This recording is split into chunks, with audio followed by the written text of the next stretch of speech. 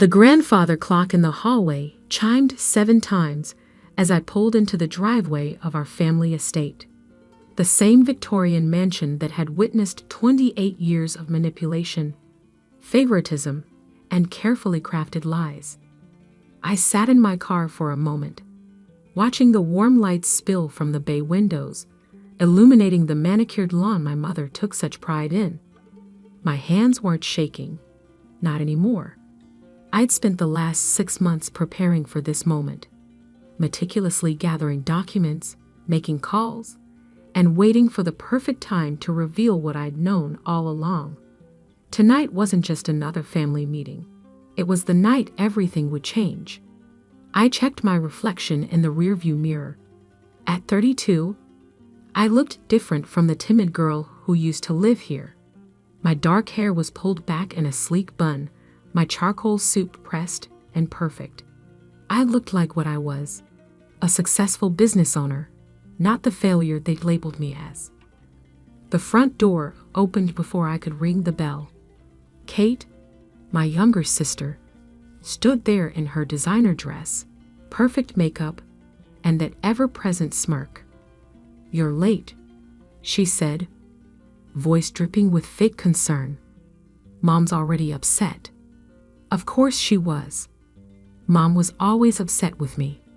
It had been her default setting since I chose to start my own business instead of joining the family's real estate empire. I stepped past Kate into the foyer, the familiar scent of lemon polish and old money filling my lungs. Family photos lined the walls, Kate's graduations, her wedding, her first child. Mine had been removed years ago, right after I'd refused to sell my startup to fund Kate's third failed business venture. The living room fell silent as I entered. Mom sat in her usual spot, the high-backed leather chair that Dad had loved before he passed. Her steel gray hair was perfectly styled, her expression carved from granite. Uncle James and Aunt Patricia occupied the sofa, while their children, my cousins Michael and Sophie, perched on the window seat. "Finally decided to grace us with your presence, Alexandra?" Mom's voice could have frozen water. "We've been waiting 20 minutes. I took my seat at the far end of the room, placing my briefcase carefully beside me. Traffic was heavy downtown. I came straight from the office. Kate snorted. "You mean that little consulting thing you're still doing? I thought you'd have given up by now." "That little consulting thing," I said calmly, "just signed its 30th Fortune 500 client." "Ladies," Mom cut in sharply, "we're not here to discuss Alexandra's hobby. We're here because decisions need to be made about the estate." I felt my pulse quicken, but kept my face neutral. "Here it comes. Your father," Mom continued, "left certain provisions in his will that are now becoming relevant. The house, as you know, was meant to stay in the family, to be passed down to someone who would preserve the Barrett legacy." Kate straightened in her chair, practically preening. I fought the urge to smile. "We've discussed this as a family," Mom said, not looking at me. "And we've decided it's time for Kate to take full ownership. She has a proper family, a proper understanding of our values. She'll raise her children here, continue the tradition." "And me?" I asked quietly. Mom's lips thinned. "You've made your choices, Alexandra. You chose to abandon the family business to pursue your own path. You can hardly expect to benefit from the legacy you rejected." "So what exactly are you saying?" "I'm saying it's time for you to move on completely. Kate needs your rooms for the nursery. We'd like you to pack your remaining things and leave your keys by the end of the week." The room was so quiet, you could hear the antique clock ticking on the mantel. Kate's smirk had grown into a full smile, and Uncle James was nodding approvingly. I reached for my briefcase, feeling the weight of the documents inside. 6 months of investigation, of quiet legal meetings, of uncovering what Dad had really done before he died. "That's an interesting decision," I said, my voice steady. "Especially considering Dad already transferred the deed to me 3 years ago." The silence shattered. Mom's face went white. "What did you say?" I pulled out the property papers, my hands still perfectly steady, and placed them on the antique coffee table. "Dad came to see me at my office about 8 months before he died. He knew about the embezzlement, Mom. He knew about the money you and Kate had been siphoning from the company accounts." Kate jumped to her feet. "You're lying." "Am I?" I pulled out another stack of papers. "These are the bank records, the transfers, the shell companies you created. Dad found it all, and he knew what you'd do to the family legacy once he was gone." Mom's face had gone from white to gray. "Alexandra, stop this nonsense immediately." "It's not nonsense." I stood slowly, straightening my jacket. "The house is mine. Has been for 3 years. Dad made sure of it before he died, and tomorrow I'm selling it. The proceeds will go to paying back the investors you defrauded." "You can't do this," Kate shrieked. "This is our home." "No," I said quietly. "This was Dad's home, and you betrayed everything he built. You have until tomorrow evening to pack your things. I've already notified the authorities about the fraud. They'll be here in the morning to begin their investigation." Mom stood on shaking legs. "You would destroy your own family?" I looked at her, really looked at her, and felt nothing but a calm certainty. "You destroyed this family the moment you chose greed over honesty. Dad knew it. That's why he trusted me with the truth." I picked up my briefcase and turned toward the door. Behind me, I could hear Kate starting to sob, Mom trying to dial her lawyer with trembling fingers. "Oh, and Mom," I paused at the doorway. "Those worthless dreams you mentioned. They just bought out your biggest competitor. Funny how things work out." The grandfather clock chimed 8 times as I walked out, its sound echoing through the house like a final judgment. In my car, I took a deep breath and pulled out my phone. "Yes, Mr. Harrison. Everything's set for tomorrow. Have the moving trucks here by 9. As I drove away, I caught one last glimpse of the house in my rearview mirror. It looked different now, more like a monument to lies than a family home. But tomorrow, it would be something else entirely, proof that sometimes justice comes in unexpected ways.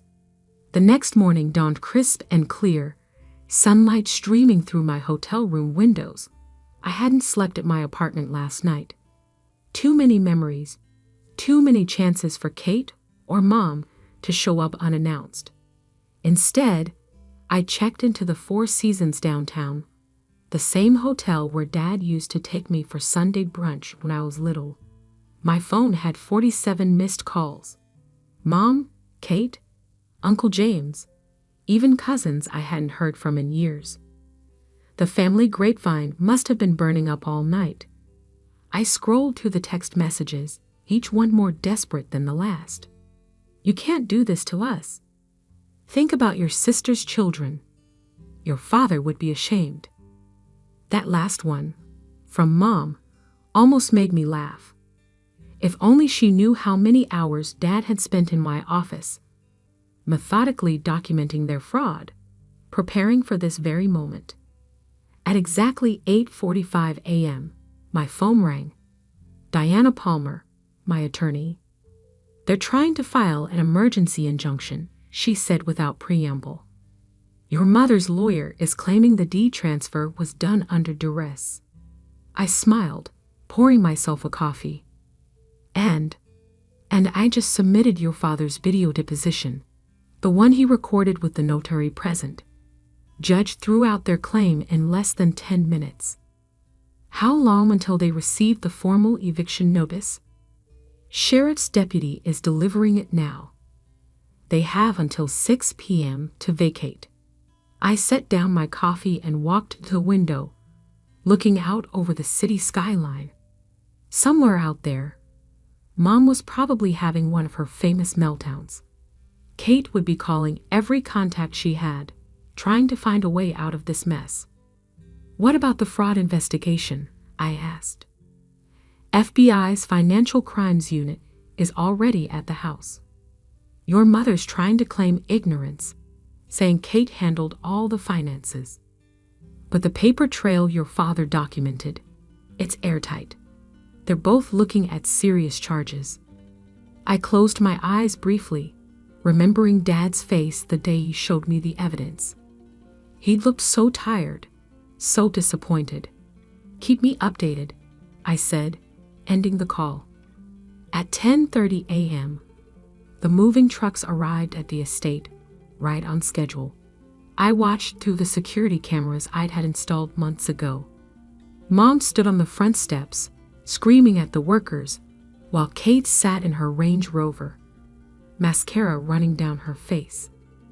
My phone buzzed again. A text from Sophie, my cousin. "Is it true? About the fraud?" I hadn't expected to hear from her. Sophie had always been different from the rest, quieter, more observant. "Yes," I typed back. "Dad found out they'd stolen almost $12 million from investors. Small business owners, mostly. People who trusted our family name." 3 dots appeared, disappeared, appeared again. Finally, I had no idea. "I'm so sorry, Alex." At noon, I drove back to the estate. The moving trucks were half full now, expensive furniture and precious antiques being carefully loaded. Mom's Mercedes was gone, but Kate's Range Rover remained, parked crookedly on the lawn. As I walked up the driveway, a familiar figure stepped out of an unmarked car. Detective Marcus Torres, Dad's old friend from the police force. He'd been helping us build the case quietly for months. "How's it going?" I asked. He shook his head. "Your mother's lawyer is trying to claim she had a stroke last year, says she wasn't mentally competent when some of these transfers were made. But we found emails going back 5 years. She knew exactly what she was doing." Inside, the house felt hollow. Half-empty rooms echoed with footsteps as FBI agents methodically documented everything. In the study, Kate sat with 2 federal agents, her designer dress wrinkled, her perfect image crumbling. She looked up as I passed. "How could you?" she whispered. "We're family." I paused in the doorway. Family doesn't steal from innocent people, Kate. Family doesn't destroy everything their father built just to fund shopping sprees and fake charity foundations. Dad loved me more, she spat, sudden venom in her voice. Everyone knew it. I was supposed to get everything. I pulled out my phone, clicked play on a video I'd watched 100 times. Dad's voice filled the room, recorded just weeks before his death. "Kate, if you're watching this, I want you to know I saw everything. The transfers, the fake accounts, the way you and your mother manipulated our clients. Alexandra isn't just getting the house. She's getting everything because she was the only one who stayed true to our values." Kate's face crumpled. The federal agents exchanged glances. By 4 p.m., most of the house had been cleared. In the kitchen, I found a photo album shoved in the back of a drawer. Pictures of happier times, family vacations, Christmas mornings, Dad teaching me to ride a bike, while Mom actually smiled. "Miss Barrett?" A young FBI agent appeared in the doorway. "We found something in the basement safe. Documents about other properties, offshore accounts. It's bigger than we thought." I nodded slowly. "I know. Dad found those too. That's why he started documenting everything. Your father was a smart man." "Yes," I said softly. He was. As the sun began to set, I stood in the empty foyer one last time. The grand staircase that had once seemed so imposing now just looked tired. The crystal chandelier cast dancing shadows on walls stripped of their family portraits. My phone buzzed. A text from Mr. Harrison, the developer. All set for tomorrow's closing. Buyers are excited about converting the property into a community center. I smiled. Dad would have liked that. The house that greed almost destroyed becoming something that would actually help people. Outside, Kate's Range Rover was finally pulling away, packed with whatever she'd managed to save from the federal seizure. She didn't look back. I locked the front door, the sound echoing through the empty house like the final note of a long, complicated song. Tomorrow, everything would change again. But tonight, in the growing darkness, I could almost hear Dad's voice. You did good, kiddo. You did good. 1 year later, I stood at the window of my downtown office, watching the city lights flicker to life in the early evening. The view was different from the one at the estate, but cleaner somehow, more honest. My assistant, Maria, knocked softly before entering. The Gazette reporter is here for your interview. I nodded, straightening my blazer. Send her in. Sarah Chen from the Business Gazette was younger than I expected, but her eyes were sharp. She set up her recorder as I took my seat behind my desk. Thank you for agreeing to meet, she began. Your story has become something of a legend in financial circles. The Barrett scandal, they're calling it. I smiled faintly. Interesting choice of words. How does it feel? She asked. 1 year after exposing one of the biggest family fraud cases in the state's history, I considered the question carefully. It feels right. Difficult, but right. Your mother and sister were sentenced last month, 20 and 15 years respectively. Any contact with them since? No.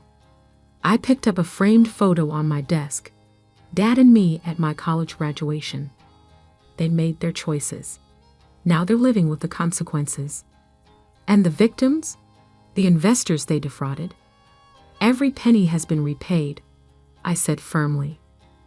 We sold everything. The house, the vacation properties, their art collection.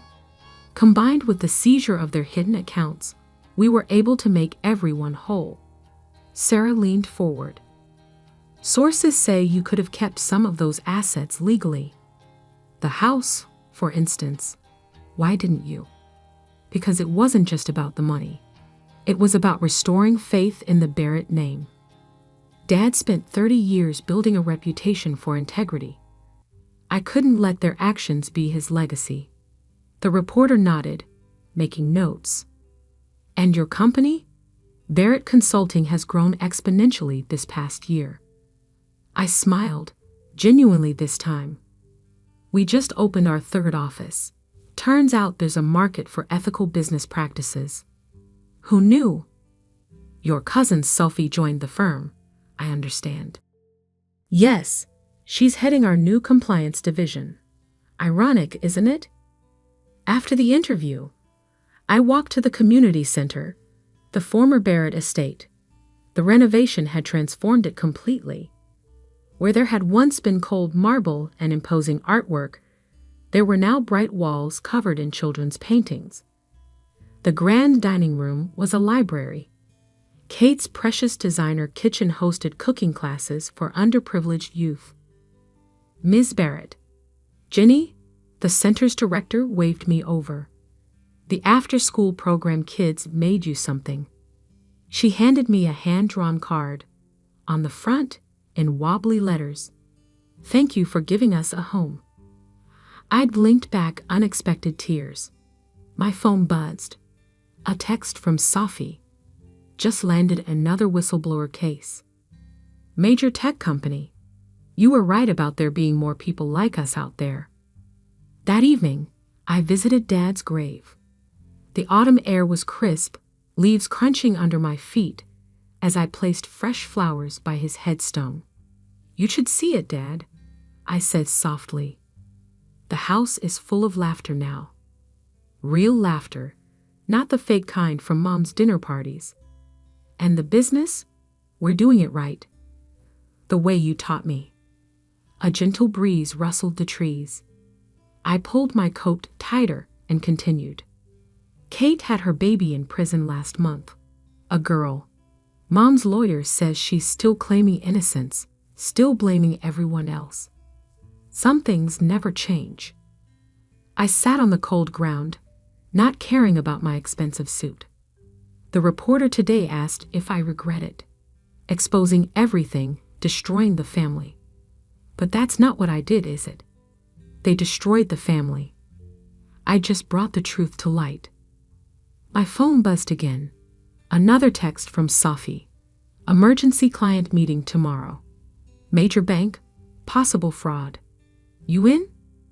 I smiled, typing back. "Always." Standing, I'd brushed off my clothes and touched Dad's headstone one last time. The Barrett name means something different now. Something better. As I drove home, I passed the old country club where Mom used to parade Kate and me around like trophies. The membership had been one of the first things to go after the scandal broke. Now I heard they'd started a scholarship program for underprivileged kids. Change ripples outward, touching everything in its path. In my apartment, a modest 2-bedroom downtown. Nothing like the mansion I'd grown up in. I poured a glass of wine and opened my laptop. Dozens of emails from potential clients, all seeking help exposing corporate wrongdoing. The irony wasn't lost on me. Mom and Kate's actions had inadvertently created exactly what Dad always wanted. A platform for doing good. A final text came through as I was getting ready for bed. An unknown number. "You think you won, but family is forever. K." I didn't bother responding. Kate was right about one thing. Family is forever, but not the way she meant it. Real family is built on trust, on integrity, on doing what's right even when it hurts. Dad taught me that.